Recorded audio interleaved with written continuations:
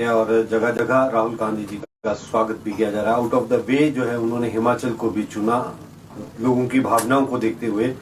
क्या कहना चाहेंगे? अब ये यात्रा जम्मू कठुआ से भी आगे निकल चुकी है। भारत जोड़ो यात्रा जो माननीय श्री राहुल गांधी जी ने शुरू की थी और जिसका पूरा जो रूट रहने वाला है 3800 किलोमीटर की ये यात्रा होने वाली है। ये कन्याकुमारी से शुरू हुई और 155 दिन चलने वाली है और आप समझे कि अंतिम चरण जो है 30 जनवरी को श्रीनगर में रहेगा। तो एक बहुत बड़ा ऐतिहासिक आप मान सकते हैं ये कदम राहुल गांधी जी का था कि देश के अंदर लगातार 3800 किलोमीटर पैदल चल के इस यात्रा को वो पूरा कर रहे हैं। और इस यात्रा के दौरान जिस प्रकार का जन समर्थन राहुल गांधी जी को मिला है, लाखों लोग उनके साथ सड़कों पे इस यात्रा के जरिए जुड़े हैं और एक अच्छा मौका है कि वो देश को जानना चाहते हैं, देश के अंदर रहने वाले लोगों को, और भारत को जोड़ने की जो बात करते हैं कि एकता अखंडता को लेकर जो उन्होंने मुहिम छेड़ी है उसमें बहुत सफलता उनको मिली है। और लोग भी ये समझते हैं कि जिस प्रकार की ताकतें सरकार में हैं देश के अंदर जो लोगों को जोड़ने में कम विश्वास रखती है, तो ये एक मकसद था कि हर धर्म और जाति के लोगों को इस देश को मजबूत करने के लिए एक साथ चलना की जरूरत है। उस काम में राहुल गांधी जी बड़ी सफलता से आगे बढ़े और एक दिन का समय, जिस प्रकार इस यात्रा में हिमाचल प्रदेश का स्थान नहीं था, लेकिन जब आग्रह किया गया उनसे कि आप हिमाचल को भी थोड़ा समय दें, उन्होंने एक दिन इस यात्रा के लिए हिमाचल को दिया और बहुत शानदार आगाज रहा। लोगों ने स्वागत किया। पूरे 25 किलोमीटर की जो पद यात्रा थी हिमाचल के इंदौरा क्षेत्र में जो है राहुल गांधी जी साथ रहे। तो ये हमारे लिए भी बड़ी गर्व की बात थी कि जो इतना बड़ा काम कर रहे हैं उन्होंने हिमाचल प्रदेश को भी इसमें शामिल किया।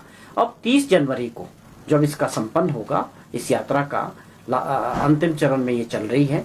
हमारे प्रदेश के माननीय मुख्यमंत्री ठाकुर सुखविंदर सिंह सुक्खू जी भी 30 जनवरी को लास्ट फेज में राहुल गांधी जी की इस यात्रा में शामिल होंगे।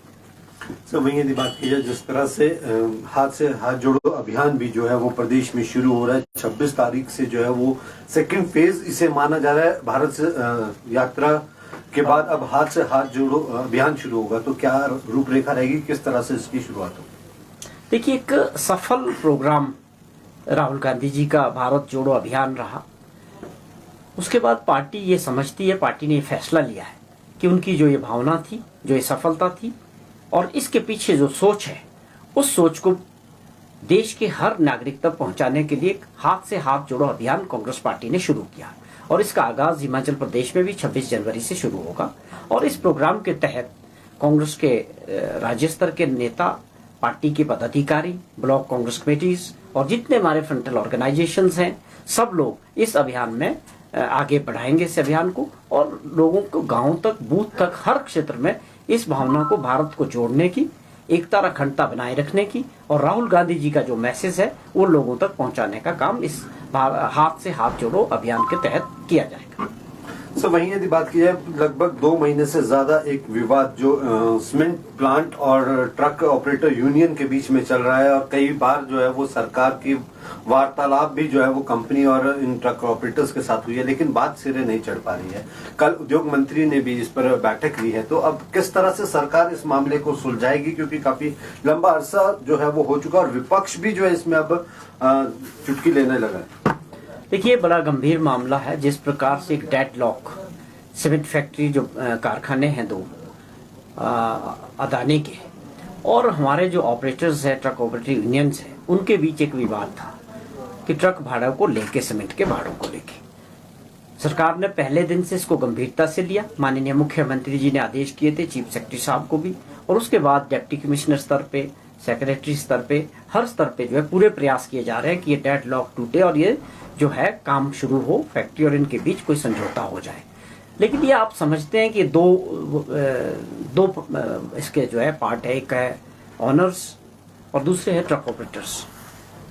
तो अब सरकार ने कल भी प्रयास किया कि मुख्यमंत्री जी ने, हमारे जो इंडस्ट्री मिनिस्टर है, उनको इस काम के लिए स्पेशली डिप्यूट किया है कि आप इसको डेडलॉक को तोड़ें और जल्दी से जल्दी इस काम को शुरू होना चाहिए।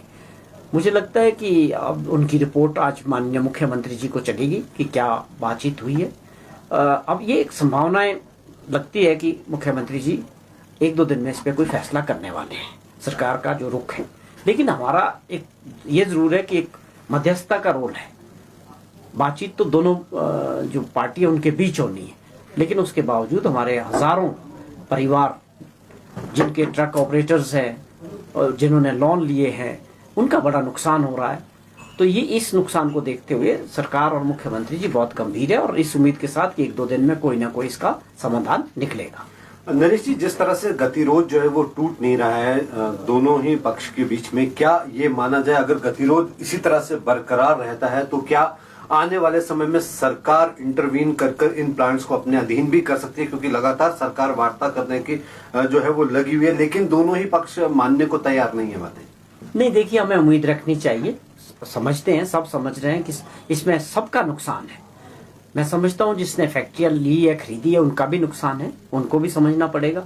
और हमारे लोगों का भी नुकसान हो रहा है और सरकार का भी नुकसान हो रहा है जो रेवेन्यू नहीं आ रहा है। सरकार का प्रयास है और माननीय मुख्यमंत्री जी, मैं देखता हूं खुद हर दिन इसके बारे में चर्चा करते हैं, रिपोर्ट लेते हैं, पूरी फीडबैक ले रहे हैं। हमको पूरी उम्मीद है कि दोनों वर्ग इस बात को समझ रहे हैं कि इसको डेडलॉक को तोड़ना पड़ेगा, बातचीत से